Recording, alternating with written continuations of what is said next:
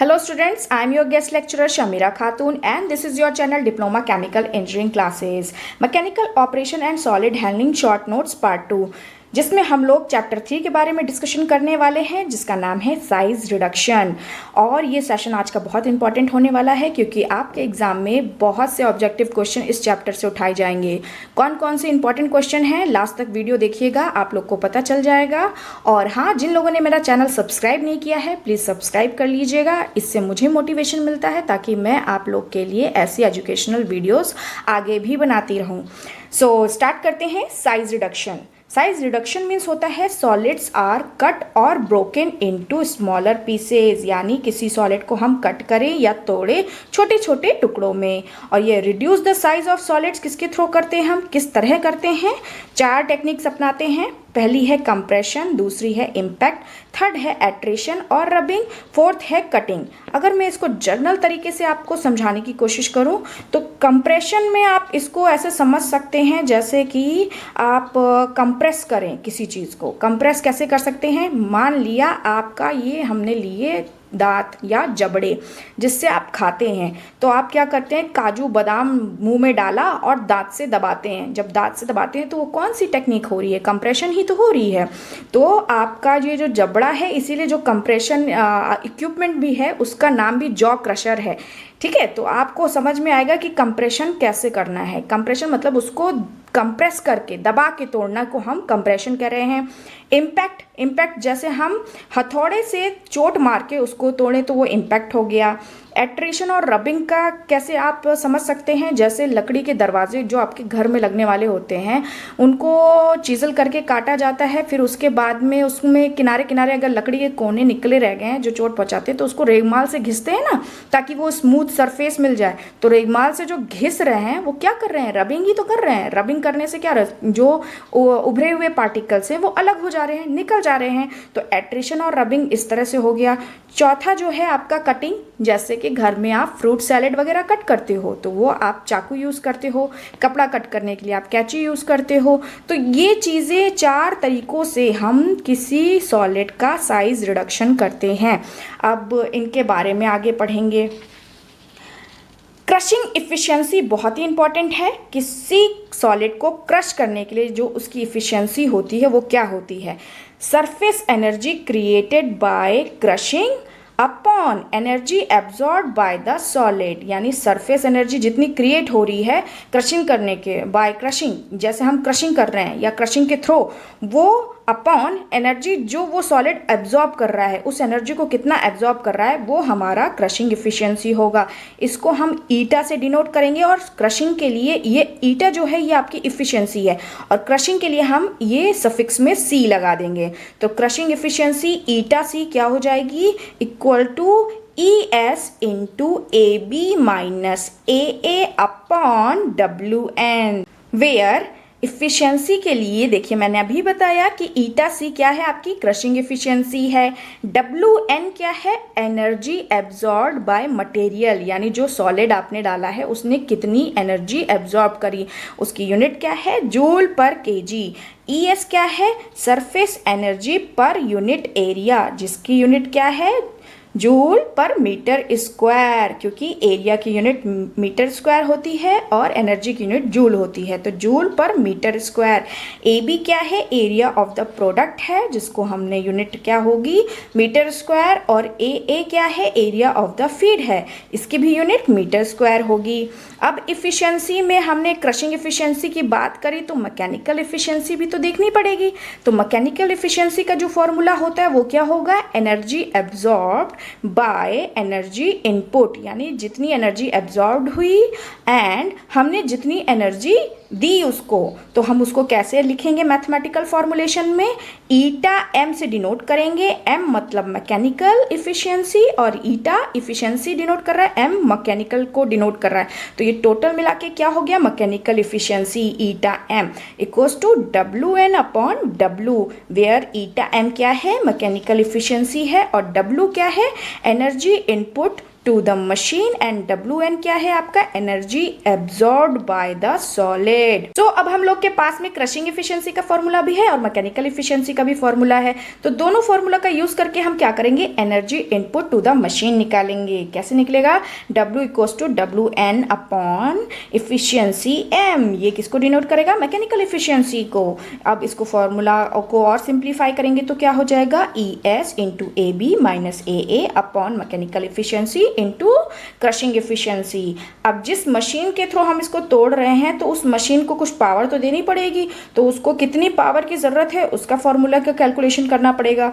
तो power required कैसे होगी मशीन के through, P equals to W into M dot. इसको और सिंप्लीफाई करेंगे तो हम W का वैल्यू पुट कर देंगे तो क्या हो जाएगा, P equals to M dot into ES into AB minus AA upon mechanical efficiency into crushing efficiency. ये जो M डॉट है यहाँ पे ये आपका क्या है, feed rate of the solid, यानी जितना मशीन में आप सॉलिड तोड़ने के लिए डाल रहे हैं उसका फीड रेट है। अब साइज रिडक्शन में कुछ लॉज लगते हैं जिनमें से एक बहुत इंपॉर्टेंट लॉ है आपका रिटिंजर्स लॉ, और ये क्या कहता है, work required for crushing operation is directly proportionate to the new surface created. इसको अगर हम मैथमेटिकल फॉर्मुलेशन लिखेंगे तो कैसे लिखेंगे, W equals to P upon M dot equals to KR। ये जो KR है ये आपका रिटिंजर्स कॉन्स्टेंट है, इंटू में 1 अपॉन DSB बार माइनस 1 अपॉन DSA बार। ये जो हम बार लगाते हैं किसके लिए लगाते हैं, DS पे, ये वॉल्यूम सरफेस मीन डायमीटर होता है, ठीक है। तो जो आपका P है वो क्या हो गया, पावर रिक्वायर्ड बाय मशीन, और M डॉट क्या है, feed rate to the machine. KR क्या है, Rittinger's constant, and DSA bar क्या है, यानी जिसके नीचे A लिखा हुआ है ये आपका है volume surface mean diameter of feed. ये फीड वाला इधर है और प्रोडक्ट का हमने B से डिनोट किया है, तो ये वाला आपका ये प्रोडक्ट के लिए है, ठीक है, volume surface mean diameter. Kicks law भी बहुत इंपॉर्टेंट है। तो किक्स लॉ क्या कहता है, work required for crushing is directly proportionate to logarithm of initial dia upon final dia. इसको हम मैथमेटिकल एक्सप्रेशन में कैसे लिख सकते हैं, P upon M dot equals to K ln capital D upon small d। तो K क्या denote कर रहा है, K आपका किक्स कांस्टेंट डिनोट कर रहा है, कैपिटल D आपका इनिशियल डायामीटर है, स्मॉल d आपका फाइनल डायामीटर है, ठीक है। तो ये इससे जो इसका रेशियो है ना इनिशियल डाया और फाइनल डाया का, तो इससे आप एक चीज़ समझ में आ गई कि जो रिक्वायर्ड एनर्जी होगी ना वो सेम होगी। 100 mm का अगर हमने पार्टिकल लिया या सॉलिड लिया, उसको हमें 50 mm में तोड़ना है, तो उसकी जो एनर्जी होगी वो सेम होगी 12 mm के पार्टिकल को तोड़ने के लिए जो 6 mm का प्रोडक्ट बना रहा होगा। Kick's law more accurate than Rittinger's law for coarse crushing, यानी रिटिंजर्स लॉ से ज़्यादा एक्यूरेट है आपका किक्स लॉ। अब नेक्स्ट एक और लॉ आता है जिसको हम कहते हैं बॉन्ड्स लॉ। तो बॉन्ड्स लॉ जो है वो क्या है, इंटरमीडिएट बिटवीन आपका रिटिंजर्स लॉ एंड किक्स लॉ, यानी इन दोनों के बीच का लॉ है। सो बॉन्ड लॉ क्या कहता है कि work required to form a particle of a size, यानी किसी पार्टिकल को साइज DP में तोड़ने के लिए जो वर्क चाहिए वो क्या होगा, वेरी लार्ज फीड, यानी बहुत ढेर सारा हमने फीड डाला है, वो डायरेक्टली प्रोपोर्शनेट है आपके square root of the surface to the volume ratio of the product. यानी इसको सिंप्लीफाई करके कैसे लिख सकते हैं, P upon M dot equals to KB upon under root DP। आप इसको इस तरह भी समझ सकते हैं कि work required directly proportionate to 1 upon under root DP, ठीक है। तो DP जो है आपका वो पार्टिकल साइज है, KB जो आपका है वो बॉन्ड कॉन्स्टेंट है। ये जो बॉन्ड कांस्टेंट है ये आपका डिपेंड करेगा मशीन के टाइप पे कि किस तरह की मशीन है और मटेरियल कैसा आपको क्रश करना है, उस पर भी आपका बॉन्ड कांस्टेंट डिपेंड करेगा। और ये जो बॉन्ड्स लॉ है ये मोर रियलिस्टिक है, यानी हमने 3 लॉ पढ़ लिए, Kick's law, Rittinger's law, Bond's law. तो सबसे बेस्ट लॉ आपका हो गया बॉन्ड्स लॉ, फिर उसके बाद में आपका किक्स लॉ, फिर 3rd नंबर पे आपका रिटिंजर्स लॉ आएगा। जो बॉन्ड्स लॉ है वो आपका इंटरमीडिएट है किक्स लॉ का और आपके रिटिंजर्स लॉ का। अब यहाँ KB की वैल्यू भी एक दी होती है, ठीक है, ये आपको पता ही होता है, और इसके बेस पे आप फॉर्मूला लिखते हैं और इक्वेशन को सॉल्व करते हैं या क्वेश्चंस का वैल्यू निकालते हैं। तो ये जो है इसकी वैल्यू आपको एग्जाम में पूछ देंगे। कैसे पूछेंगे, KB लिखेंगे और x इंटू WI लिख देंगे और फिर पूछेंगे x की वैल्यू कितनी होती है। तो x की वैल्यू आपको याद रखना है कि 0.3162 होती है, या फिर ये अंडर रूट वाली वैल्यू याद रखना है, क्योंकि इसका रूट निकालेंगे तो आपको यही मिलेगा 0.3162। ठीक है, तो डीपी जो है वो आपका डायामीटर है, एमएम में होगा, पावर आपकी किस में होगी, किलोवाट में होगी ऑब्वियसली, और जो ये आपका फीड रेट है एम डॉट, ये किस में होगा, टन्स पर आवर्स, कितने आवर्स में आपने कितना टन उस मशीन में डाला।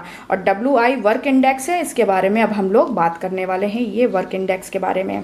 Work index is defined as the amount of energy in kilowatt hours per ton of the feed, यानी ये क्या कर रहा है, ये एनर्जी को डिफाइंड कर रहा है kilowatt hour per ton of the feed में, required to reduce a very large feed to such a size that 80% of the product passes through a 100 micrometer screen. यानी ये क्या बता रहा है हमें कि एक तो पहला ये एनर्जी को डिफाइन कर रहा है कि कितना अमाउंट हमें एनर्जी चाहिए, और जो बड़ा साइज़ के हमने पार्टिकल्स डाले ना तोड़ने के लिए, तो वो अगर पार्टिकल हमने तोड़े तो उसमें से 80%, ठीक है 80%, ये भी ऑब्जेक्टिव में पूछ देंगे कितने परसेंट प्रोडक्ट 100 मैच से पास हो जाने चाहिए, तो आपके 80% जो आपका प्रोडक्ट है वो आपका 100 माइक्रोमीटर की स्क्रीन से पास हो जाए, वहाँ पे हम वर्क इंडेक्स का यूज़ करते हैं।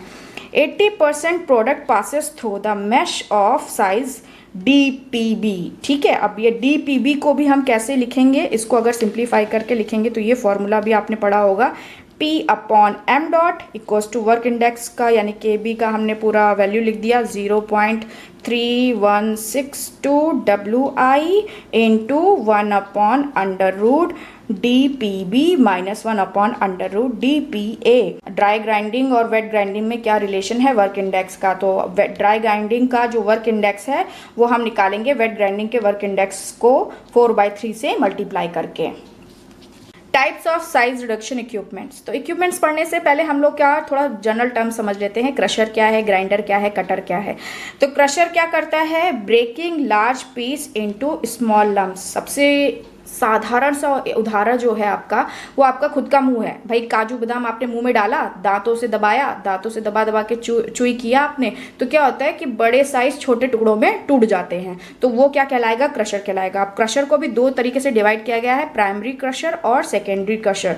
तो प्राइमरी क्रशर में जो प्रोडक्ट साइज होगा वो 150 mm से 250 mm के बीच होगा, और ये सेकेंडरी क्रशर का क्या है, यहाँ से फीड इसका मिलता है, मतलब सेकेंडरी क्रशर का फीड जो है वो प्राइमरी क्रशर से आएगा। यानी पहले आपका प्राइमरी क्रशर लगेगा, उसका प्रोडक्ट साइज 150 mm से 250 mm टूटने के बाद में हम सेकेंडरी क्रशर का यूज करेंगे, जहां पे प्रोडक्ट साइज आपका 6 mm होगा। ठीक है, जब ये 6 mm हो गया तो अब हमें किस चीज़ की ज़रूरत है, ग्राइंडर की ज़रूरत है। ग्राइंडर क्या करता है, अब उसको क्रश करके पाउडर फॉर्म में कन्वर्ट करता है, यानी crush feed to powder.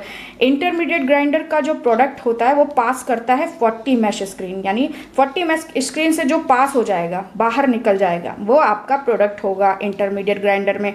Fine grinder कौन सा होगा, फाइन ग्राइंडर में जो प्रोडक्ट होता है most of which pass 200 mesh, यानी फाइन ग्राइंडर में 200 मैश से पास हो जाएगा, यानी नीचे आप छन्नी से छानेंगे 200 मैश की, तो क्या होगा, नीचे में जो पाउडर छन के जाएगा वो आपका फाइन ग्राइंडर में आएगा। ठीक है, फिर होता है अल्ट्रा फाइन ग्राइंडर्स, जिसमें फीड पार्टिकल साइज, यानी जो फीड डाल रहे हैं वो लेस देन 6 mm होगा, और जो प्रोडक्ट साइज होगा वो 1 से लेकर 50 माइक्रोमीटर तक का होगा।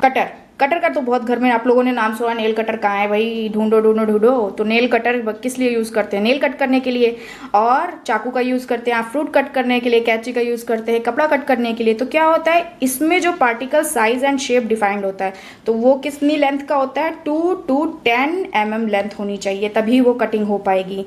अब यहाँ तक का कटर तक का हम लोगों ने समझ लिया। तो अब जो साइज रिडक्शन मशीन है उनके कौन कौन से नेम है और क्या क्या है, कौन कौन सी मशीनें हैं अवेलेबल आपके इंडस्ट्री में और अलग अलग नाम से हैं, तो उनके बारे में थोड़ा सा जान लेते हैं, फिर इन मशीनों को अगली वीडियो में हम लोग पढ़ेंगे। ठीक है, तो क्रशर क्या है, कोर्स एंड फाइन पार्टिकल्स के लिए हम क्रशर यूज करते हैं, जिसमें पहला क्रशर नाम आता है जॉ क्रशर का।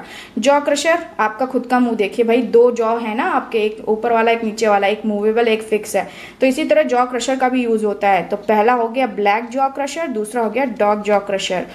दूसरा क्या है, जाइट्री क्रशर। तीसरा, क्रशिंग रोल, बहुत इंपॉर्टेंट। फिर क्या करते हैं, अब कोर्स हो गया, फाइन पार्टिकल में कन्वर्ट हो गया। अब फाइन पार्टिकल को हम इंटरमीडिएट और फाइन पार्टिकल में कैसे कन्वर्ट करेंगे, ग्राइंडर का यूज़ करेंगे। तो ग्राइंडर के लिए कौन सी मशीन पहले आती है, हैमर मिल्स। फिर दूसरी आती है rolling compression mills. Rolling compression mills में दो तरह की हैं, बाउल मिल्स है और दूसरी है रोलिंग मिल्स। तीसरा क्या है ग्राइंडर में, एट्रिशन मिल्स। चौथा क्या है, रिवॉल्विंग मिल्स। रिवॉल्विंग मिल्स में बहुत ढेर सारी आएंगी, रोड मिल आएगी आपकी, बॉल मिल आ गई, पेबल मिल जिसके इसी का ही मॉडिफाई रूप है, ट्यूब मिल हो गई। अल्ट्रा फाइन ग्राइंडर क्या है, अल्ट्रा फाइन ग्राइंडर में भाई हैमर मिल ही आएगी, बट अब क्या है उसमें मॉडिफिकेशन हो चुका है। तो हैमर मिल जो मॉडिफिकेशन के साथ यूज होगी वो आपकी अल्ट्रा फाइन ग्राइंडर में पहले नंबर पे आएगी, यानी जिसका नाम है hammer mill with internal classification. दूसरी कौन सी है, फ्लूइड एनर्जी मिल। तीसरी एजिटेटेड मिल्स। और अब बात करेंगे कटिंग मशीन की। कटिंग मशीन में नाइफ यूज़ करते हैं, कटर यूज़ करते हैं, डाइसर यूज़ करते हैं और स्लिटर्स यूज़ करते हैं। तो ये अभी हमने क्लासिफिकेशन पढ़े, ठीक है। नेक्स्ट वीडियोस में मैं आपको जितने भी क्रशर हैं और जॉ क्रशर है इन सब के बारे में अच्छे से डिटेल में थोड़ा सा पढ़ाऊंगी। ज़्यादा टाइम नहीं होगा बिकॉज शॉर्ट नोट्स है, तो शॉर्ट नोट्स के हिसाब से ही प्रिपेयर कराऊंगी, पर पूरा आपको एकदम निचोड़ मिलेगा। जितना आप इसको पढ़ेंगी ना उतना ही आपके दिमाग में बैठ जाएगा। And thank you very much. आपको अगर वीडियो पसंद आई होगी तो प्लीज़ लाइक एंड सब्सक्राइब करना मत भूलिए, एंड प्लीज़ वीडियो को जितना हो सके शेयर कीजिए।